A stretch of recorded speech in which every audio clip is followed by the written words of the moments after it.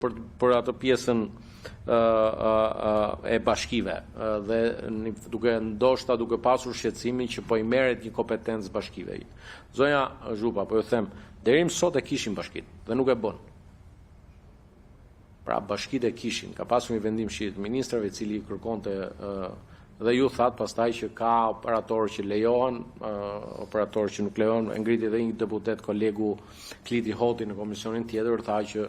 tha se ka dhe operatorë ndërtimorë që operojnë, ka dhe... Atëherë, për t'i dhënë në fund kësa historie, po ndërhyet me ligj. Dhe besoj që për gjitha ata pastaj që identifikojnë raste shkeljesh, mos kallëzimi I krimit është po ashtu vepër penale, një lloj si ai që kryen një vepër penale. Po unë besoj që do ta fitojmë të betejë,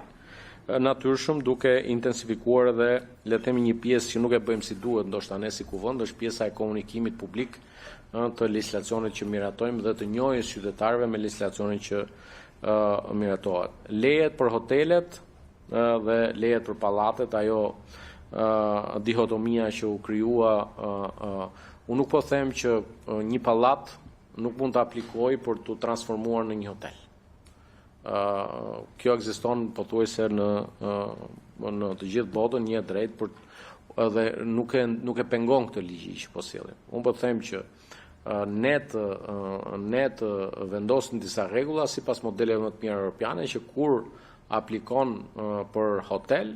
ta aplikosh, pra ti aplikon për një hotel me 5 yje që tek arkitekti të fillojë të planifikohet, pra edhe projekti tjetë për hotel me 5 yje. Ju I dini fare mirë, janë disa problematika që lidhen me sipërfaqen e dhomës, mënyrën edhe gjithçka tjetër që besoj që duhet I ketë në vëmendje edhe Agjencia e Zhvillimit Territorit edhe të gjithë aktorët e tjerë të përfshirë. Sa I përket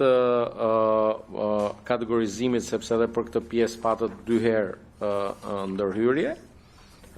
por sa I pjesës yjeve, besoj që bijem dakord, duhet bëj një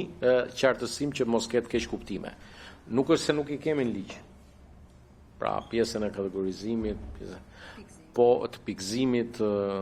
të yllëzimit, nëse doni ta quani, por kemi sjell rregullime që mendoj që vinë në mbështetje të gjithë institucioneve të përfshira në këtë pjesë, me një rol udhëheqës që ka Ministria përgjegjëse për turizmin. Dhe këtu pastaj saktësohet që pse ju thatë, pse qeveria, pse ministri, mendoj që pas kuvendit që miraton ligjin,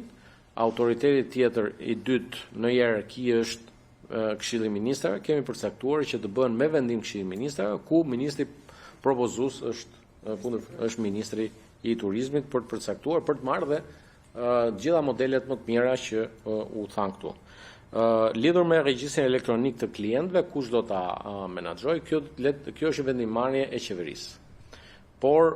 ne vendosim parimin e detyrimit për të lidhur në rrjet, pra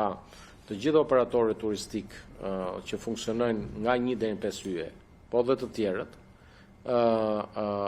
duhet që të bëjnë të disponueshme me njëherë sa po personi akomodohet, dhe ju e dini të gjithë këtu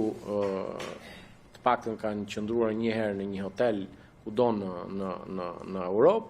nuk mund të marrë bësh check-in dhe nuk mund të marrish qelsin e dhomës pa bërë regjistrimin e personit në sistem. Dhe prej atij momenti ti identifikohesh për vendodhjen dhe për gjithçka tjetër për shumë arsye. E njëjta gjë duhet ndodhet edhe në Shqipëri. Ajo që fatkeqësisht ndodh në një pjesë të madhe, se një pjesë e kanë bërë ndërkohë, është që në mëngjesin e ditët tjetër shkon njëri, merr një cop letër aty, emër mbi emër, veca emra kujdo qefi dhe shkon ke policia, thotë këta kanë fjalë mbrëmje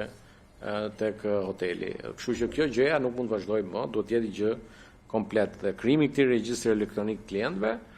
ka shumë përparësi dhe faleminderit edhe juve që ishit shumë dakord. Tani shkojmë ke një element tjetër që mendoj që është ndër çështjet thelbësore të ligjit, dhe besoj që këtu pastaj do ju bëj dhe ju që ta mbështesni edhe sikur mos doni ndryshimet që kemi sjellë në ligj, sepse kemi shkruar shumë qartë diçka për të cilën ju thatë që po luftoni fort, edhe ju nxis ta luftoni edhe më fort, sepse themi ndalohet vendosja gardheve, mureve, barrierave apo çdo pengesë tjetër fizike të përhershme të përkohshme që kufizon, pengon akses dhe lëvizje në plazhe, në rër, në det. Kështu që quheni ju dhe ju si një fitore pjesën e ndalimit të gardheve, të mureve, të barrierave, dhe bashkë edhe me flamingot, për cilët kam shumë respekt, për sogat nuk kam respekt, për flamingot i dua shumë, edhe si zog i pastër që nuk rrinë shumë, nuk ushqehen me shumë problematika si s'po e them me emër, kështu që në këtë këndvështrim juftoj që të kuptoni qëllimi ka qenë që subjekti që ushtron veprimtarinë stacion plazhi duhet garantoj aksesin lirë të pandërprerë dhe lëvizjen lirë publiku drejt bregut të detit. Se ku i teket shqiptarit të huajt për shkuar në det, është dëshira e tij, se deti është i gjithëve. Dhe kjo historia që del njëri aty që zë gjithë plazhin dhe një qytetar i thjesht mos ketë mundësi të shkojë në det, do t'i bjerë rrumbullak, kjo gjë merr fund, edhe pastaj ku të shihni gardhe mas miratimit të këtij ligji, bëni një fotografi dhe denoncojeni tek numri i policisë shtetit apo tek policia bashkiake më afërt, dhe pas miratimit të ligji kjo është e palishme, kështu që me këtë rast edhe ai gardhi i Zvërnecit apo gardhe të tjera që u bën si le të themi simboli i një zemrate deri diku të justifikuar, përfshirë ajo akt dhune i pa pranueshëm ndaj një qytetari protestues, të shkojmë dhe e bukura me qenë se ju e përmendët, e përmendën dhe kolegë të tjerë, e bukura e këtyre 50 ditëve ka qenë që protesta filloi mbi një akt dhune të patolerueshme, dhe më vjen mirë të konstatoj që dhunuesi është ende pas hekurave. Në ky është një rast për të bërë shembull gjithë ata që guxojnë të bëjnë dhunë. Protesta lindi mbi një akt dhune dhe tani të vetmit ushtrues dhune ka ngel disa soga nga protesta, të cilët duan që përmes dhunës të realizojnë atë që nuk i arritën dot përmes qëllimit të vërtet, që ishte dëmtimi sezonit turistik në Shqipëri. Kështu që prandaj zonja Zhupa, të nderuar antar të këtij komisioni, kemi futur dhe një element tjetër që siç u thash ka të bëjë me pjesën e ndërshkimit, kush nuk i zbaton to rregulla, ka dhe disa gjoba të planifikuara këtu që mendoj unë,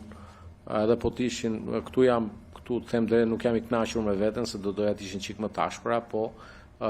bazuar mbi parimin e proporcionalitetit. Mendoj që janë gjoba të cilat garantojnë një forcë të zbatimit të parashikimeve të ligjit. Edhe njerë shumë faleminderit për dëgjueshmërinë tuaj. Na falenderoj në fund, lutem se s'kemi mbaruar.